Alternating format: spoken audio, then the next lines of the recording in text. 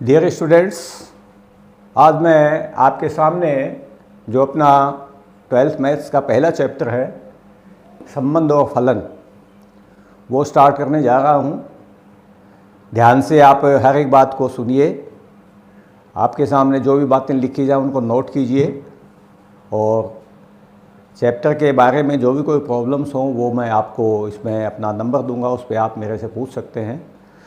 तो लीजिए, ज़्यादा देरी न करते हुए अपने चैप्टर स्टार्ट करते हैं। इसमें सबसे पहले मैं यहाँ पर ये संबंध है, इसके बारे में अपन पढ़ेंगे। वैसे इनके बारे में आप कुछ 11वीं क्लास में भी कुछ बातें पढ़ चुके हैं और जो ज़रूरी बातें मान लो थोड़ी बहुत दोहरानी हैं वो मैं आपको एक बार छोटी छोटी बातें बता देता हूं जिनका कि ध्यान आपको इस चैप्टर में यहाँ इस क्लास में भी रखना है।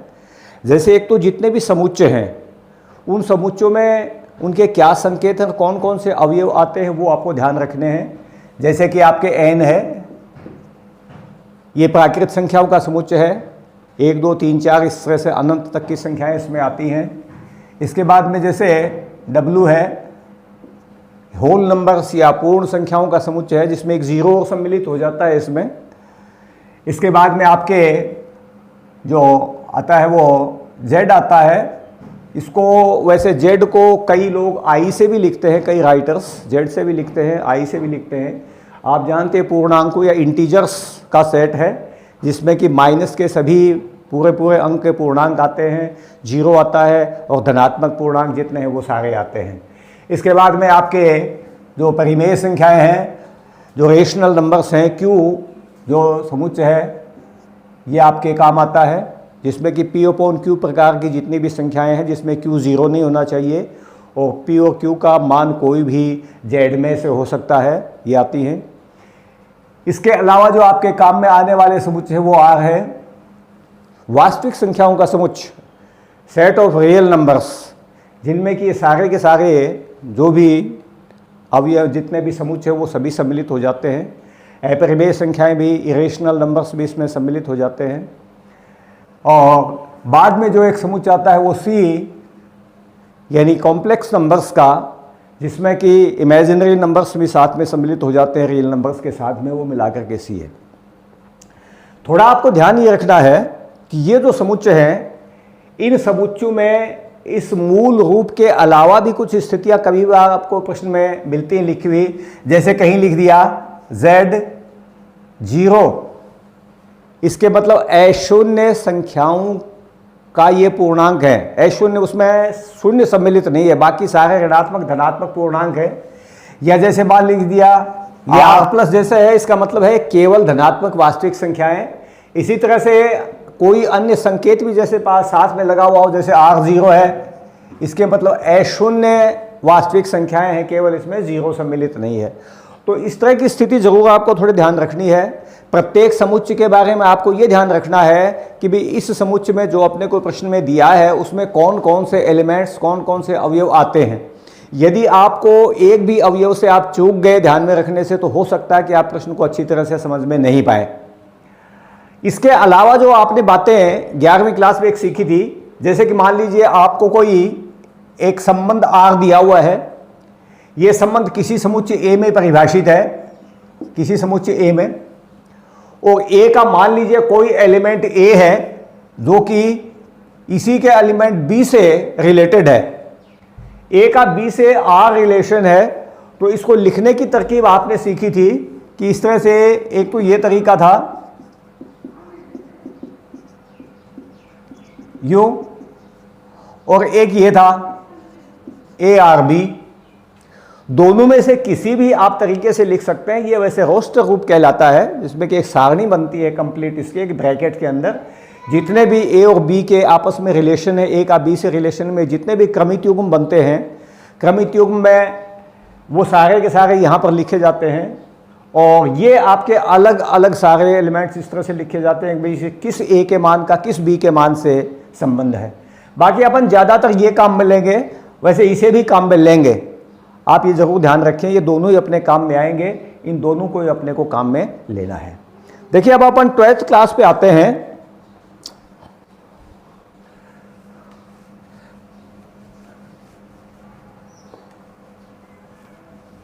ट्वेल्थ क्लास में सबसे पहले आपके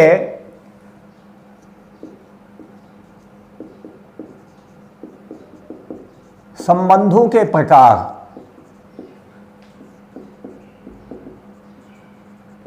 kinds of relation,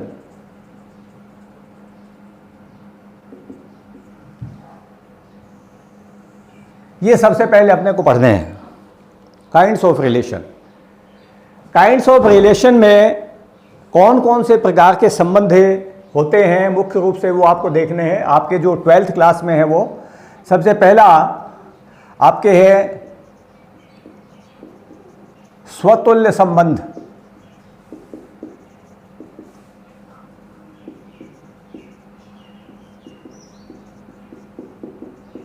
reflexive relation, reflexive relation, देखिए क्या होता है रिफ्लेक्सिव रिलेशन या स्वतुल्य संबंध क्या होता है, इसकी परिभाषा में लिख रहा हूं, आप ध्यान से उस बात को समझिएगा।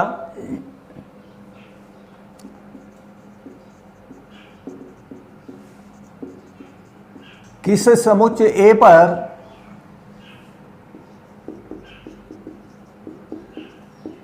परिभाषित कोई संबंध आर के अंतर्गत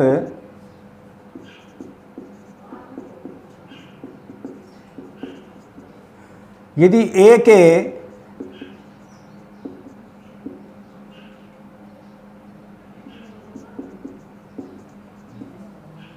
प्रत्येक अवयव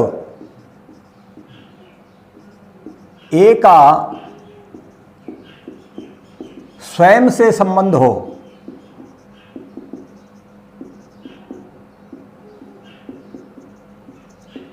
तो ये स्वतुल्य कहलाता है। वैसे तो खैर इसके नाम से भी स्पष्ट है, स्वतुल्य, स्वयं के बराबर, यानी जितने भी अवयव हैं, इसमें एक महत्वपूर्ण शब्द है ये यहाँ पर, ये प्रत्येक, प्रत्येक अवयव, यानी जिस समुच्चय पर संबंध आपको परिभाषित करके दे रखा है उसका कोई भी अवयव ऐसा नहीं छूटना चाहिए जिस अवयव का स्वयं के साथ संबंध ना बने। इसको आप कैसे सिद्ध करेंगे, मतलब कोई संबंध स्वतुल्य है या नहीं है, इसको सिद्ध करने के लिए सबसे पहले आपको दिए गए समुच्चय का, जैसे मान लो ए समुच्चय दे रखा है, ए का कोई एक अवयव मानना है, जैसे कि माना ए बिलोंग्स टू ए, इस तरह से मान लो आपने कोई अवयव ले लिया। अब प्रत्येक, ये शब्द लिखिएगा या ये संकेत लगाइएगा, दोनों में से कोई सा एक लिख सकते हो, प्रत्येक लिख सकते हो या ये लिख सकते हो, फॉर एवरी। प्रत्येक ए बिलोंग्स टू ए के लिए यदि ए अवयव है आर का, ए का संबंध ए से यदि बनता है, प्रत्येक ए के लिए यदि ए का संबंध ए से बनता है, आर संबंध जो बनता है, तो आर स्वतुल्य है। यदि एक भी अवयव समुच्चय में ऐसा छूट गया जिसका कि स्वयं के साथ दिया गया संबंध नहीं बन रहा है, तो समझ लीजिए कि स्वतुल्य नहीं होगा। आपको ध्यान रखिएगा, केवल एक अवयव वैसे मान करके चलना है। अगर आपको वैसे अवयव गिने चुने अवयव जैसे दे रखे हो कोई, उनसे देखना हो तो प्रत्येक का देख लो स्वयं के साथ संबंध है या नहीं है। अदरवाइज एक अज्ञात रूप में, संकेत रूप में अवयव मान करके ए, और उसमें आप इस तरह से संबंध दिखा सकते हैं कि आपके ये संबंध बना या नहीं बना। यदि बन जाता है तो उससे आर स्वतुल्य है, नहीं बनता है तो स्वतुल्य नहीं है। जैसे मैं आपको एक उदाहरण दूं, जैसे मान लीजिए कोई एक समुच्चय है सरल रेखाओं का, समतल में स्थित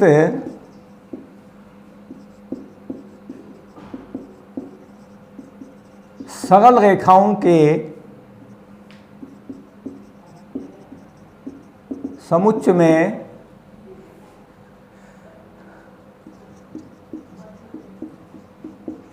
समांतर होना, ये संबंध है। समतल में स्थित सरल रेखाओं का कोई समुच्चय है और समुच्चय में समांतर होना एक संबंध है, स्वतुल्य है। क्योंकि आप जानते हैं अपन कि प्रत्येक रेखा स्वयं के समांतर होती है, इसलिए यहां पर प्रत्येक रेखा का स्वयं के समांतर होना ही यह सिद्ध कर देगा कि ये यहां पर दिया गया जो संबंध है वो स्वतुल्य है। मान लीजिए आपके इस तरह से कोई समुच्चय दे रखा है, मान लो ए कोई समुच्चय है, ये अवयव में मान लीजिए, और इनके में कोई आर संबंध है। यदि आर आपने मान लो इस तरह से आपको प्राप्त हो जाता है ये, तो ये एक स्वतुल्य संबंध है, क्योंकि एक का एक से साथ और दो का दो के साथ संबंध है, इसलिए ये स्वतुल्य संबंध कहलाएगा। उम्मीद है आपको स्वतुल्य संबंध समझ में आ गया होगा। इसमें आपको फिर से देख लीजिए क्या करना है कि एक अवयव मानना है उस समुच्चय का जिस समुच्चय पर संबंध परिभाषित है। वो अवयव लेकर के आपको यह सिद्ध करना है कि भाई उस अवयव का उस अवयव के साथ ही संबंध है, स्वयं के साथ संबंध है। यदि आप ये सिद्ध करने में सफल हो जाते हैं तो इसके मतलब आपने संबंध को स्वतुल्य सिद्ध कर दिया। और यदि उसमें कोई ऐसी स्थिति आती है कि वो स्वयं के बराबर नहीं है, स्वयं के साथ संबंध नहीं रखता, बराबर नहीं बल्कि स्वयं के साथ संबंध नहीं रखता, तो फिर अपन ये कहेंगे कि ये दिया गया संबंध स्वतुल्य नहीं है। चलिए अब अपन इसके बाद में दूसरा संबंध लीजिए। अब अपन स्वतुल्य के बाद में जो दूसरा प्रकार है वो देखते हैं कि संबंध का कौन सा प्रकार होता है। यह है सममित।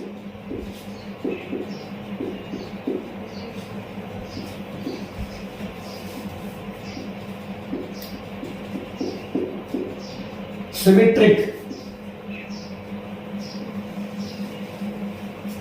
कोई संबंध सममित कब होगा ये अपने को जानना है। अब इसके लिए सबसे पहले इसकी परिभाषा मैंने आपके सममित किस तरह से स्थिति होती है।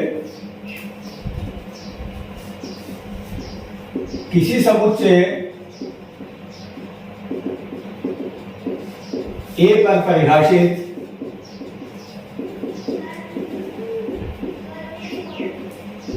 कोई संबंध आर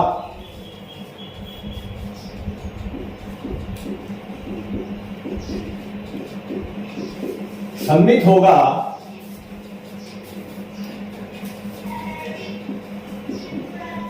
यदि AB बिलोंग्स टू A के लिए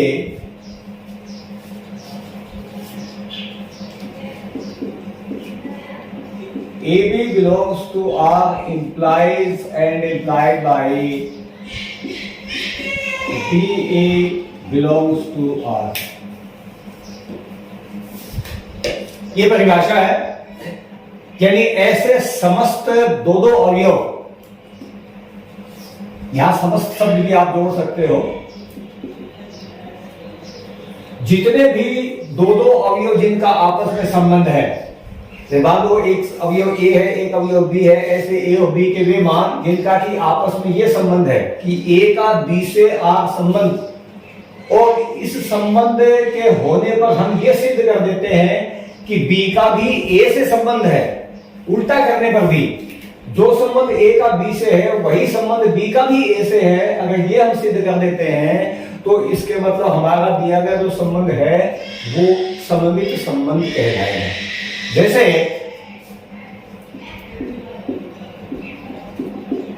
उदाहरण अपन ने मान लीजिए समतल में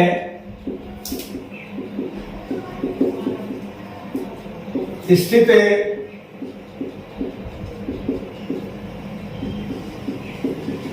सरल रेखाओं के समुच्चय में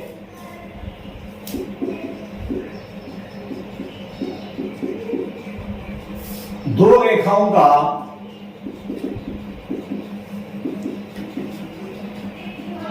लंबवत होना एक सममित संबंध है।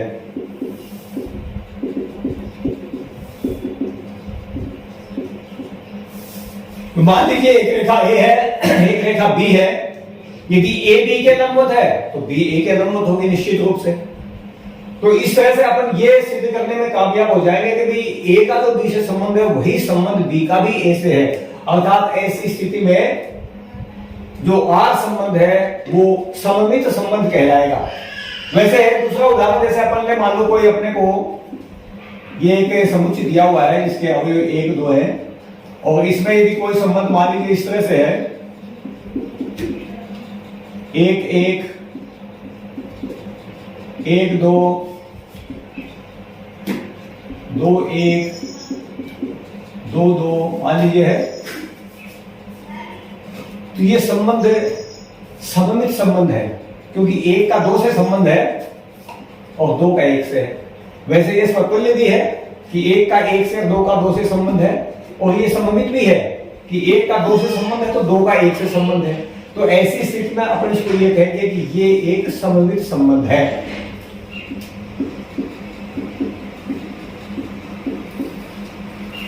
इस तरह से इसके लिए देखिए आपको सिद्ध करने के लिए ध्यान रखिएगा, आपको 2 अवयव लेकर के चलने हैं। जैसा कि आपकी परिभाषा में लिखा हुआ है 2 अवयव लेकर के चलने हैं समुच्चय के। इन 2 अवयवों में आपको जो संबंध दे रखा है पहले से प्रश्न में दिया हुआ होगा वो लेकर के चलना है। ये प्रश्न में दिया हुआ होगा वो लेकर के चलना है। आपको उसकी सहायता से सिद्ध ये करना है कि ये उल्टा संबंध ही बनता है। अगर ये आप सिद्ध करने में सक्षम हो गए, आप सफल हो गए, तो इसके समझ लो कि आपने संबंध को सममित सिद्ध कर दिया। अब इसके बाद में अपना तीसरा प्रकार आता है संबंध का संक्रामक।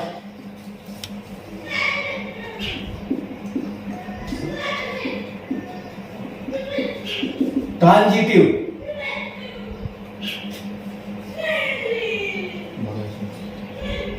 संक्रामक संबंध, ट्रांजिटिव संबंध देखिए कब होता है, यदि ए के समस्त अवयव ए बी सी के लिए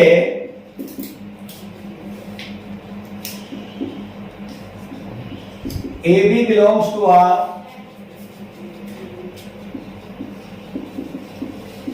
तथा B C belongs to R, implied and implied by AC belongs to R, तो R संक्रामक है।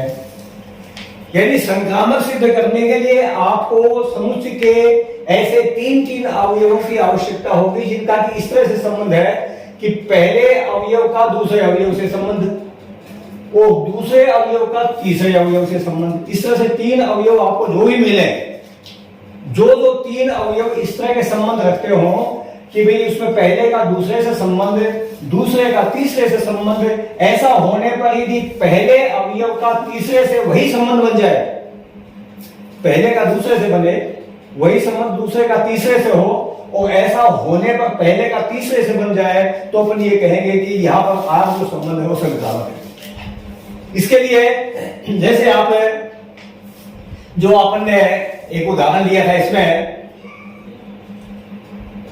शुरू में जैसे सरल जो आपकी रेखाएं थी वो समतल में स्थित सरल रेखाओं का समुच्चय जिसमें कि समांतर होना एक संबंध था, समांतर होना, तो उसमें आप ऐसी 3 रेखाएं दे सकते हैं कि कोई भी ए रेखा यदि बी के समांतर है, बी रेखा सी के समांतर है, तो निश्चित रूप से ए रेखा सी के समांतर होगी, ये पक्की बात है। या जैसे आप इसी तरह के और भी कोई एग्जांपल ले सकते हैं। मान लो कोई संख्याओं संबंधी आपके समुच्चय है, उसमें कोई एक संख्या दूसरी से बड़ी है, दूसरी संख्या तीसरी से बड़ी है, तो पहली वाली संख्या निश्चित रूप से तीसरी से बड़ी हो जाएगी। इस तरह का कोई संबंध आप देख सकते हैं। जैसे मान लो अपन एक समुच्चय ए ले लें, मान लीजिए ये अवयव है, इसको अपने मान लो एक संबंध अपने को दिया हुआ है आर, और वो इस तरह से दिया हुआ है 1 का 2 से संबंध, 2 का 3 से संबंध और 1 का 3 से संबंध। वो भी मान लो हो सकते हैं संबंध, लेकिन ये मान लीजिए एक स्थिति अपने को मिलती है कि इस एक अवयव का 2 से संबंध है, 2 का 3 से संबंध है, और ऐसी स्थिति में 1 का 3 से संबंध यदि वह है साथ में, जैसा कि यहाँ पर है, तो ये संक्रामक कहलाएगा। आपको इस तरह से 3-3 अवयवों की स्थिति देखनी है, लेकिन इस स्थिति में आकर के भी आपको विशेष सावधानी बरतनी है कि जो समुच्चय मैंने शुरू में आपको बताए थे, जैसे वास्तविक संख्याओं का समुच्चय है या जैसे मान लो पूर्णांकों का है, प्राकृत संख्याओं का कोई भी हो, इनमें चूंकि वास्तविक संख्याओं का समुच्चय एक बहुत बड़ा समुच्चय होता है और उसमें ऐसे ऐसे अवयव होते हैं जिनके के बारे में शायद अपने जल्दी से पहुंच नहीं पाते हैं, लेकिन आपको पहुंचना है उन तक। कहीं ऐसा नहीं हो कि देखने पर अपने को ये महसूस हो कि हाँ ये संक्रामक है, लेकिन ऐसे अवयव भी आपको ढूंढने में मिल जाएंगे जिसमें कि पहले दूसरे का दूसरे तीसरे का संबंध बन जाए, लेकिन पहले और तीसरे का संबंध नहीं बने, ऐसा संभव है। तो आप ये अच्छी तरह से देखेंगे कि कहीं कोई ऐसे अवयव तो नहीं है अपने पास में 3 जिसमें पहले का दूसरे से बन रहा है, दूसरे का तीसरे से बन रहा है, लेकिन पहले का तीसरे से नहीं बन रहा है। तो आप जरूर उनके ऊपर ध्यान दीजिएगा ताकि गलत आप उसे ये न सिद्ध कर दें कि भैया संक्रामक है। तो ये कुल मिलाकर के 3 प्रकार के आपको संबंध मैंने बताए हैं। पहला संबंध स्वतुल्य, दूसरा सममित और तीसरा संक्रामक। यदि कोई संबंध ऐसा है जो कि स्वतुल्य भी है, सममित भी है और संक्रामक भी है, तो उसे एक विशेष नाम दिया जाता है। तो वो संबंध मैं अभी आपको बता रहा हूं। आपने 3 प्रकार के जो संबंध अभी देखे थे, भाई एक स्वतुल्य होना, सममित होना और संक्रामक होना। अब एक चौथा प्रकार यहां पर आता है तुल्यता।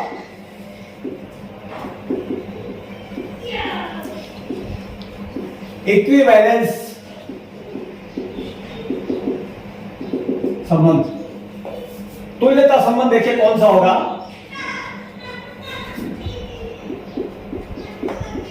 यदि एक संबंध है स्वतुल्य, सममित,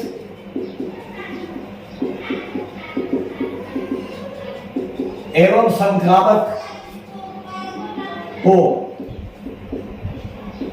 तो वह तुल्यता संबंध होता है। यानी किसी संबंध को तुल्यता संबंध है या नहीं, यह सिद्ध करने के लिए आपको सबसे पहले यह सिद्ध करना पड़ेगा कि दिया गया संबंध स्वतुल्य है, फिर यह सिद्ध करना पड़ेगा कि दिया गया संबंध सममित है, फिर यह सिद्ध करना पड़ेगा कि दिया गया संबंध संक्रामक है। यदि इन तीनों को आप सिद्ध कर देते हैं, ये तीनों हैं, तो इसके मतलब वो संबंध तुल्यता संबंध भी है। और इनमें से कोई एक भी यदि फेल हो जाता है, कोई सा एक भी प्रकार लागू नहीं होता, तो इसके मतलब वो संबंध तुल्यता संबंध नहीं होगा। और इन तीनों को सिद्ध करने की विधि जैसे मैंने आपको पहले बताई है, आप ऐसे सिद्ध कर सकते हैं। और एक प्रश्न जैसे अपन उदाहरण लेंगे, इसमें कि ये तीनों अपने को सिद्ध करने हैं, ऐसी स्थिति में उस उदाहरण के जरिए आपको अच्छी तरह से देख लेना है कि कैसे कैसे अपन सिद्ध करते हैं। चलिए अपने एक एग्जांपल लेते हैं कोई।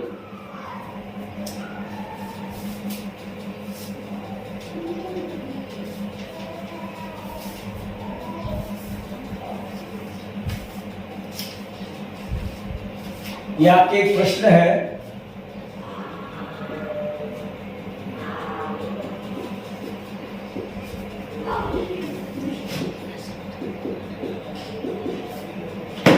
सिद्ध कीजिए कि किसी पुस्तकालय की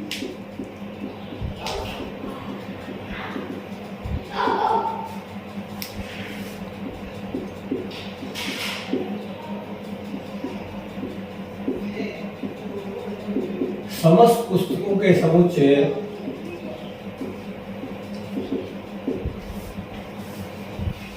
ए में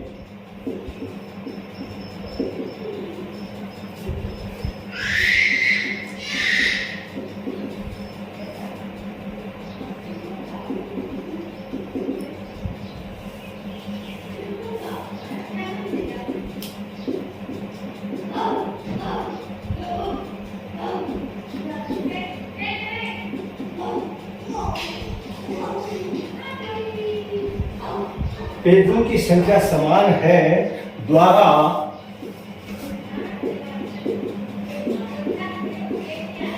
प्रदत्त संबंध R एक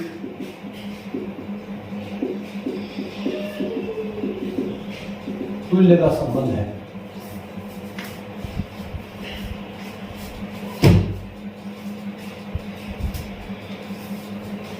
देखिए, मुख्य रूप से एक बात मैं आपको पहले बता देना चाहता हूं, प्रश्न को हल करने से पहले आपको प्रत्येक प्रश्न में जब भी आप हल करने चले तो 3 बातों पर विशेष करके ध्यान दे लेना।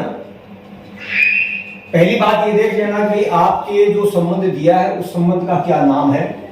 तो अपन इसको संबंध का नाम ही मानते हैं। यहां ये संबंध का नाम है, आर जो है संबंध का नाम है। नंबर 2, दूसरी बात आपको इसमें यह देख लेनी है कि जो संबंध अपने को दिया है वो किन किन के बीच में दिया है। एक्स और वाई, यहां से आपको पता चल जाएगा कि संबंध अपने को एक्स और वाई के बीच में दिया है। और तीसरी जो महत्वपूर्ण बात है, इन सबसे ज्यादा महत्वपूर्ण बात वो ये है कि इन दोनों के बीच में जो संबंध बनेगा वो कब बनेगा।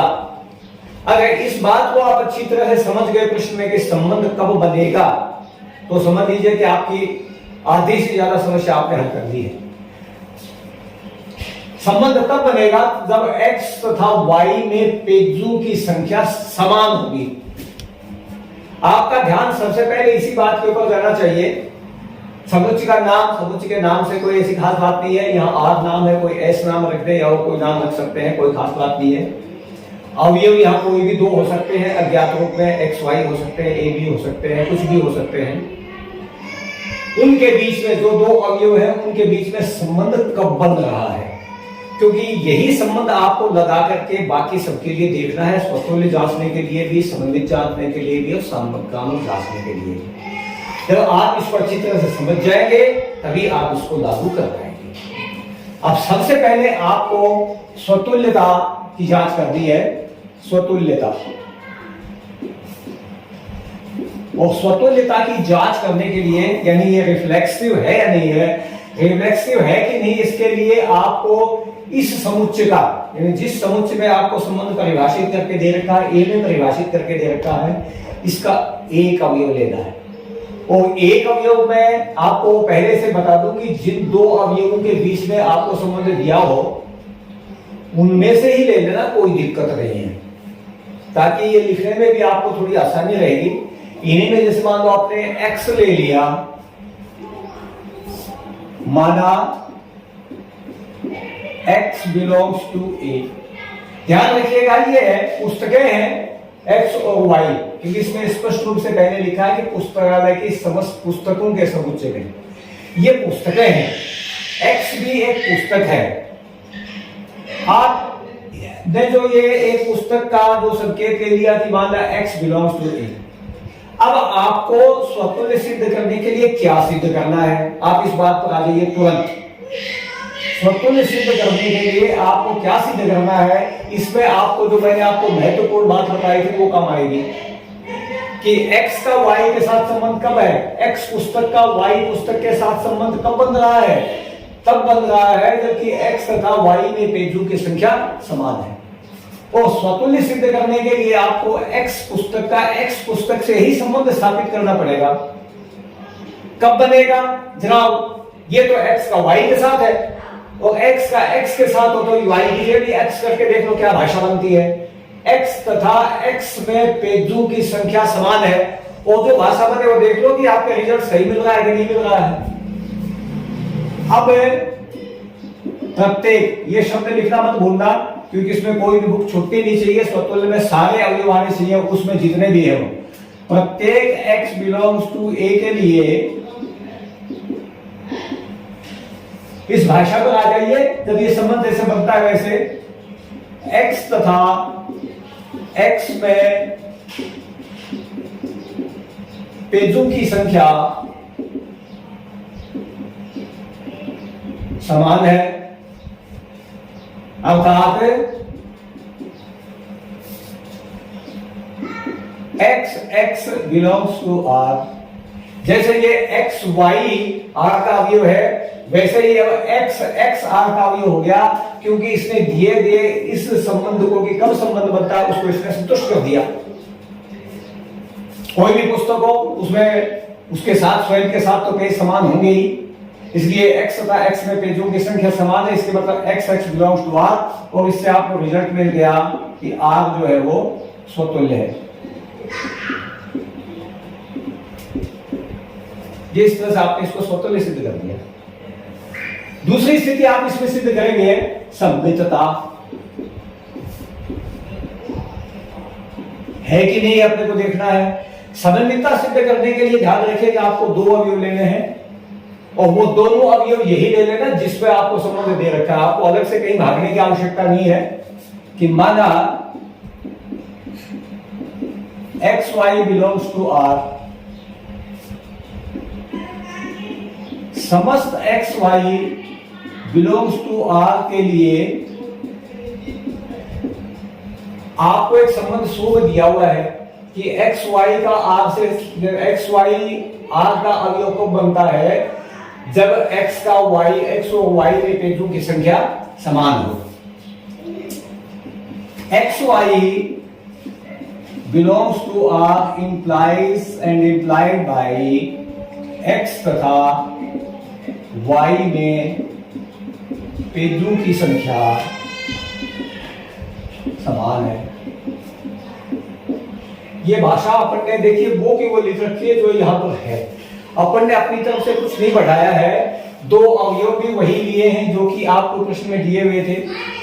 इनका संबंध जो आर के साथ जो आर संबंध बना है एक्स का वाई के साथ, वो भी कब बना है वो भी बात अपन ने वही लिखी है जो वहां पर दी लिखी। अपने को सिर्फ ये उल्टा सीधे करना कि उल्टा भी सही है, यानी एक्स की जगह वाई और वाई की जगह एक्स करके देखिए कि कोई अंतर पड़ता है क्या। वाई तथा एक्स में पेजों की संख्या समान है, क्लियर, बिल्कुल सही बात है। एक्स तथा वाई में पेजों की संख्या समान है, तो इसका मतलब वाई तथा एक्स में भी पेजों की संख्या समान है।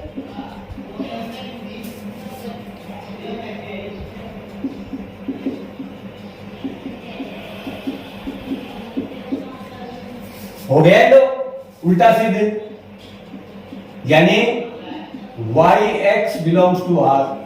आप X Y belongs to R लेकर के चले थे और आपने Y X belongs to R यानी उल्टी तरफ से इसका क्रम चेंज करके सिद्ध कर दिया। इसका मतलब ये हो गया आर सममित है। उम्मीद है आपको ये बात अच्छी तरह समझ में आ गई होगी। आपको अपनी तरफ से कुछ नहीं लेना है, सीधा वही लेना है जो प्रश्न में दिया है। दो अवयवों के लिए यही दोनों अवयव लीजिए, ये संबंध बनने का, इनका आपस में संबंध कब बनेगा वो स्थिति है, वो स्थिति आप लिखिए कि भाई ये दोनों का संबंध आर तब बनता है जबकि ये दिया हुआ अपने को संबंध है। इसको आपको उल्टा करके देखना है कि सही बैठता है कि नहीं बैठता है। कि सही है तो इसका मतलब ये सम्मिलित हो गया। अब तीसरी स्थिति आती है आपकी संक्रामकता की।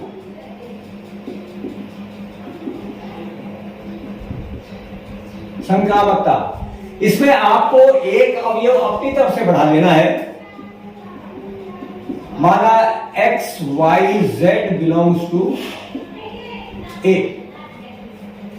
यहां पर थोड़ा आप इसमें संशोधन करना, पहले ये थोड़ा गलत प्रिंट हो गया, जैसे गलत लिखा गया।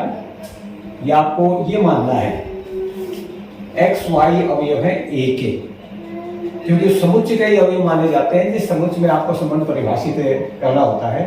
X Y Z belongs to A. अब इन तीनों अवयवों में आपको दो दो अवयवों का संबंध लेकर के चलना है, पहले दूसरे का, दूसरे और तीसरे का। अब x Y belongs to R, इससे तो आपको रिजल्ट मिलेगा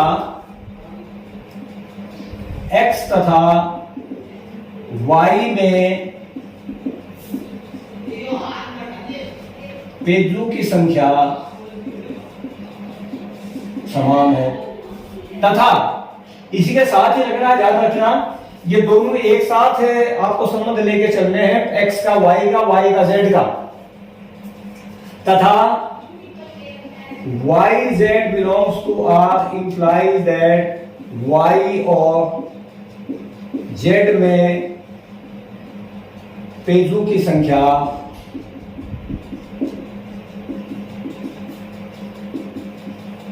समान है।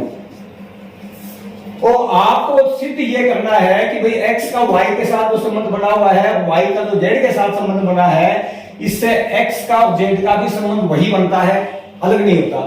क्लियर? देखिए, जब x y दो पुस्तकें हैं उनमें पेज समान, संख्या समान है।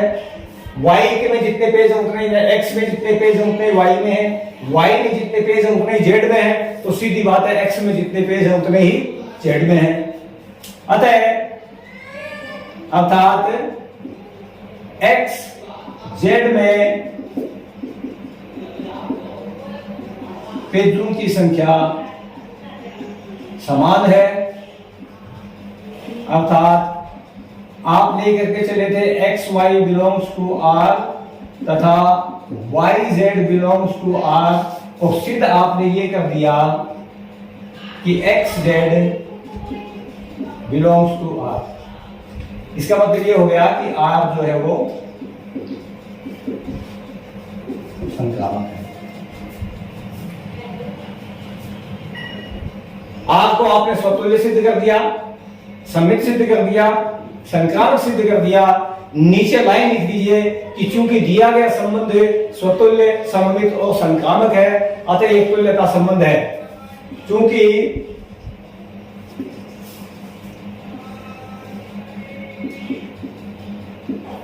दिया गया संबंध स्वतुल्य, सममित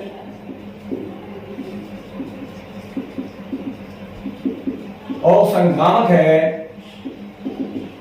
अतः ये एक तुल्यता संबंध है। फिर से एक बार मैं संक्षिप्त रूप से आपको ये प्रश्न दोहरा देता हूं। समुच्चय जिसमें संबंध परिभाषित है वो ए है, संबंध आर है। संबंध आपके दो पुस्तकों के बीच में दिया हुआ है, x और y पुस्तकों के बीच में दिखा रखा है, और वो तब बनता है जबकि x तथा y दोनों पुस्तकों में पेजों की संख्या समान है। आपको जैसा मैंने बताया था कि यहाँ पर इन दो बातों पर आपको विशेष ध्यान रखना है। एक तो किन अवयवों के बीच में संबंध है और वो संबंध कब बनेगा। संबंध कब बनेगा ये ज्यादा महत्वपूर्ण है, क्योंकि आप जब संबंध बनाएंगे तो आपको इसी बात पर ध्यान रखना है कि संबंध कब बनेगा इनके बीच में। वो दिए गए इस शर्त को जो पूरा करेंगे तभी संबंध बनेगा। आपको स्वतुल्य सिद्ध करने के लिए एक अवयव लेना है उसी समुच्चय का जिसके लिए परिभाषित है एक, और प्रत्येक के लिए, यहाँ प्रत्येक शब्द जरूर लिखना है, ध्यान रखिएगा। प्रत्येक x बिलोंग्स टू a के लिए x तथा x में, यानी इसी पर आ जाइए। संबंध जो बनना है जहां पर नियम है, ये नियम ये है x तथा x में पेजों की संख्या समान है, अर्थात x का x से संबंध बन गया। फिर आपको दो अवयव लेने हैं सममित सिद्ध करने के लिए, x और y, वही दोनों अवयव ले लेना जो आपको प्रश्न में दे रखे हैं, और प्रश्न में जो अवयव दिए हैं उनके साथ में संबंध भी वही लेकर के चलना जो प्रश्न में आपको दिया हुआ है, यानी x y belongs to r। कब? जबकि x तथा y में पेजों की संख्या समान है। ये उल्टी बात भी आप करके देखना, सही यदि सिद्ध हो जाए तो देख लो, जैसे सिद्ध हो गया ये y तथा x में पेजों की संख्या समान है, इसके मतलब yx बिलोंग्स टू r सममित है। फिर ये तीन अवयव लेने हैं संक्रामक सिद्ध करने के लिए। एक z अवयव अपनी तरफ से बढ़ा लो, x y दिए हैं, एक आपने अपनी तरफ से बढ़ा दो उसी a समुच्चय के। इस पहले का दूसरे का संबंध आपस में, ये संबंध तब बनेगा जबकि x और y में पेजों की संख्या समान होगी। फिर y का और z का संबंध लेना है, ये तब होगा जबकि y और z में पेजों की संख्या समान होगी। x और z, y में पेजों की संख्या समान, y और z में पेजों की संख्या समान। इससे ये सिद्ध हो जाएगा कि x और z में पेजों की संख्या समान है। इसका मतलब x और y का जो संबंध और y और z का जो संबंध था उससे आपने ये सिद्ध कर दिया कि x और z का भी वही संबंध है, अतः ये R संक्रामक है। और चूंकि ये तीनों प्रकार का संबंध है, स्वतुल्य भी है, सममित भी और संक्रामक भी है, अतः ये एक तुल्यता संबंध है। मैं इस प्रश्नावली के प्रश्न आपको और भी करवाऊंगा, काफी महत्वपूर्ण प्रश्न है बोर्ड परीक्षा में, जैसा कि शायद अभी आप नहीं जानते हो, लेकिन मैं बता दूं कि पुराना पैटर्न लागू होगा तो इस एक्सरसाइज में से 3 नंबर का प्रश्न आएगा, 3 अंक का। और इसमें अथवा में भी वैसे प्रश्न आता है आगे, उसमें जो फंक्शन वगैरह पढ़ेंगे। तो अभी मैं इस प्रश्नावली की ओर भी आपको प्रश्न करवाऊंगा। आप अपनी तरफ से यदि कोई समस्या पूछना चाहते हैं तो वो मुझे फोन करके भी पूछ सकते हैं, और मेरे व्हाट्सएप पर भी आप मैसेज करके पूछ सकते हैं कि भाई इस प्रश्नावली का अमुक नंबर का जो प्रश्न है वो प्रश्न आप बताते हैं, और मैं अपना यहाँ पर व्हाट्सएप नंबर और फोन, मेरा फोन नंबर जो है वो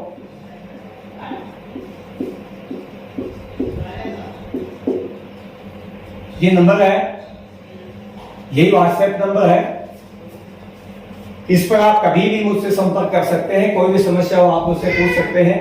एक जरूर मैं आपसे निवेदन करना चाहूंगा कि इस चैनल को, जहां पर आप ये आपके लिए मटेरियल डाला जा रहा है, इस चैनल को सब्सक्राइब जरूर करना, और नोटिफिकेशन बेल जो उसको भी आप जरूर एक बार ऑन कर देना, ताकि जो भी मैं वीडियो डालता रहूंगा, वैसे मैं कोशिश ये करूंगा कि हर दिन एक वीडियो डाल दूं। जो भी नया वीडियो डालूंगा तुरंत ही आपके पास नोटिफिकेशन पहुंच जाएगा, आप उसको देख सकते हैं। कोई भी बात उसमें समझ में नहीं आए आप मुझसे पूछ सकते हैं। धन्यवाद।